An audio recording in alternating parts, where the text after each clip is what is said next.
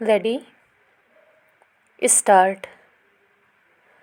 अपीलार्थी ने बाबू सिंह पुत्र फुमान सिंह ग्राम कोकरी कला मोगा की भूसंपत्ति में 1/2 हिस्से का दावा करते हुए घोषणावाद संस्थित किया था और कथन किया था कि उक्त संपत्ति पर प्रत्युत्तरदाता संख्या 1 के हितबद्ध पूर्वज और प्रत्युत्तरदाता संख्या 3 के पक्ष में किया गया दाखिल खारिज बाबू सिंह के फर्जी वसीयत दिनांक 20/3/1988 के आधार पर किया गया है, इसलिए उन्हें अकृत, शून्य और अवैध घोषित किया जाए। विराम।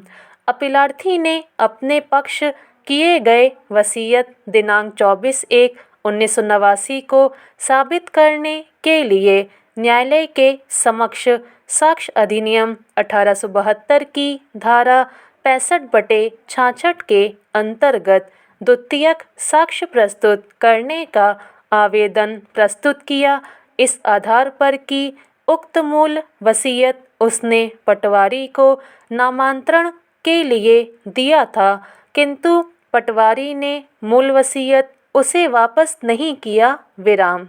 विचारण न्यायालय ने उक्त आवेदन पत्र को आदेश दिनांक 4/7/2014 के द्वारा अनुज्ञात किया, जिसके विरुद्ध प्रत्युत्तरदाता गण ने उच्च न्यायालय में पुनरीक्षण संख्या 4645/2014 प्रस्तुत किया। विराम। उच्च न्यायालय ने इस संप्रेक्षण के साथ पुनरीक्षण निरस्त कर दिया कि विचारण न्यायालय साक्ष्य अधिनियम की धारा 66 के अंतर्गत संबंधित राजस्व अधिकारी को सूचना जारी करे। विराम। यदि वह मूल वसीयत दिनांक 24/1/1989 को पेश करने में विफल रहता है। विराम। तब धारा 65 के अंतर्गत द्वितीयक साक्ष्य पेश किए जाने की अनुमति दिया जाए। विराम। इसके बाद अपीलार्थी ने साक्ष्य अधिनियम की धारा 65/66 के अंतर्गत उक्त राजस्व अधिनियम को अधिकारी को सूचना जारी करने हेतु विचारण न्यायालय के समक्ष आवेदन किया। विराम।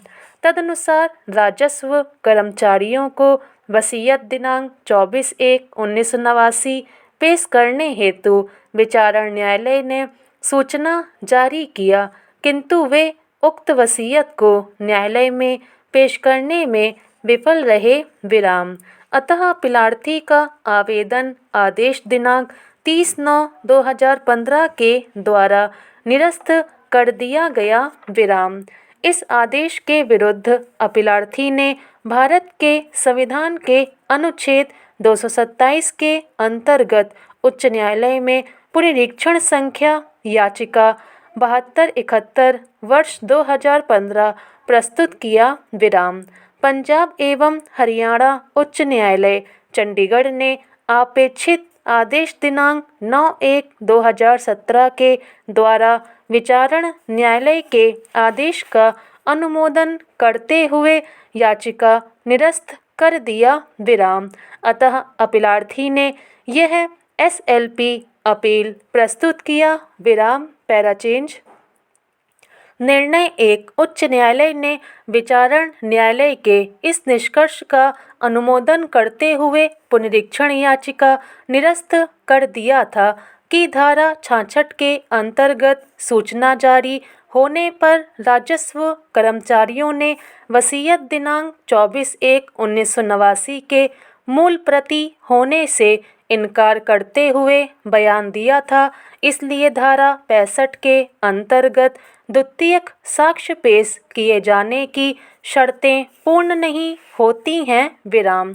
विधिक स्थिति स्पष्ट किए जाने के लिए भारतीय साक्ष्य अधिनियम 1872 की धारा 65 एवं 66 का अवलोकन सुसंगत है, जिनका मूल पाठ इस प्रकार है। 65 अवस्थाएं जिनमें दस्तावेजों के संबंध में द्वितीयक साक्ष्य दिया जा सकेगा।